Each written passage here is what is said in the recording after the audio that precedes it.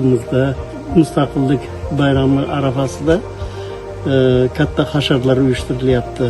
Xalqimiz, mana shu mahallamiz, tumanimizni bitta tashkilotlari rahbarlari, ishchilari, xodimlari bilan kelib, qala atrofini obod qilib, juda ham bir chiroyli holatga keltiryapti. Juda chiroyli bo'lib qolyapti mahallamiz. Lekin hali qiladigan ishlarimiz ko'p.